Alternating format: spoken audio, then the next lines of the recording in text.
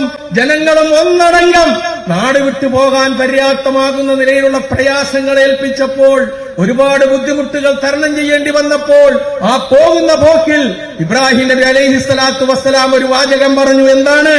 ഇന്നി ദാഹിബുൻ ഇലാ റബ്ബി സയഹ്ദീൻ, ഞാനിതാ എന്റെ റബ്ബിലേക്കാണ് പോകുന്നത്, അവൻ എനിക്കൊരു വഴി കാണിച്ചു തരും.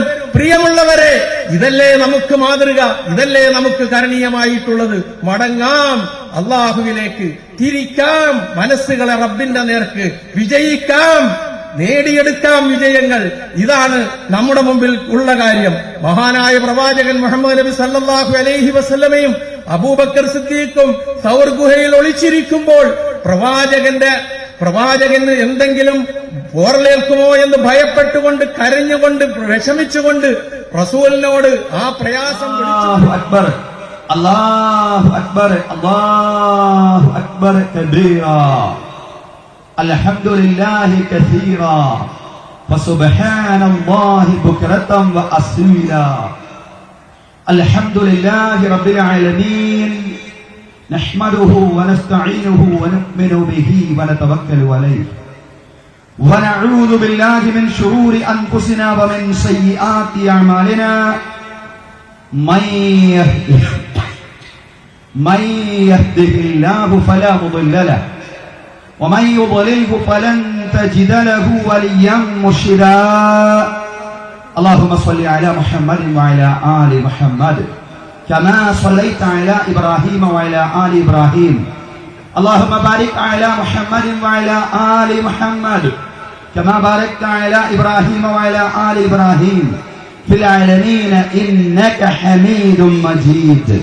ألا إن خير الهدي كتاب الله وخير الهدي هدي محمد صلى الله عليه وسلم وشر الأمور محدثاتها وكل محدثة بدعة وكل بدعة ضلالة وكل ضلالة في النار.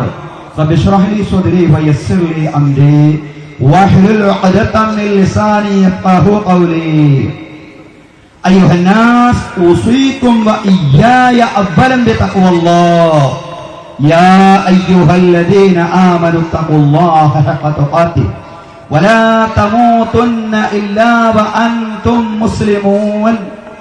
أعوذ بالله من الشيطان الرجيم. بسم الله الرحمن الرحيم. ولا تكونوا كالتي نقضت غزلها من بعد قوة أنكاثا. ബഹുമാന്യരായ വിശ്വാസികളെ, ജീവിതത്തിലെ മേഖലകളിലും അള്ളാഹുവിന്റെ വിധികളും വിലക്കുകളും പാലിച്ചുകൊണ്ട്, അള്ളാഹുവിനെ സൂക്ഷിച്ചുകൊണ്ട് മുത്തഖീങ്ങളായി ജീവിക്കണമെന്ന് എന്നോടെന്ന പോലെ നിങ്ങളോടും ഉപദേശിക്കുകയാണ്, തഖ്വ കൊണ്ട് വസിയ്യത്ത് ചെയ്യുകയാണ്. അല്ലാഹു തആല നമുക്കെല്ലാവർക്കും തഖ്വയും ഈമാനുമുള്ള ജീവിതം നൽകി അനുഗ്രഹിക്കുമാറാവട്ടെ. ബഹുമാന്യരായ സഹോദരങ്ങളെ, സഹോദരിമാരെ, അള്ളാഹുവിന്റെ അതിമഹത്തായ അനുഗ്രഹത്താൽ ഒരു ഈദുൽ ഫിത്റിലേക്ക് കൂടി പ്രവേശിക്കുവാനുള്ള അവസരം പടച്ചതമ്പുരാൻ നമുക്ക് നൽകിയിരിക്കുകയാണ്. ഇസ്ലാമിക സമൂഹത്തിന് പ്രപഞ്ചനാഥൻ കനിഞ്ഞേകിയ മഹത്തായ രണ്ട് ആഘോഷങ്ങളാണ്, അതിലുപരിയായി രണ്ട് ഔദാര്യങ്ങളാണ് ഈദുൽ ഫിത്റും ഈദുൽ അദ്ഹായും. മടക്കം എന്നാണ് ഈദ് എന്ന പദത്തിന്റെ അർത്ഥം. 29 ദിവസത്തെ വ്രതാനുഷ്ഠാനത്തിലൂടെ ചൈതന്യവത്തായ ഒരു മാസക്കാലത്തെ റമദാൻ കർമ്മങ്ങളിലൂടെ പശ്ചാത്തപിച്ചുകൊണ്ട് വിശ്വാസി അല്ലാഹുവിലേക്ക് മടങ്ങുകയാണ്. അതാണ് യഥാർത്ഥത്തിൽ ഈദ് എന്ന് പറയുന്നത്. വിശ്വാസിയുടെ അല്ലാഹുവിലേക്കുള്ള മടക്കം.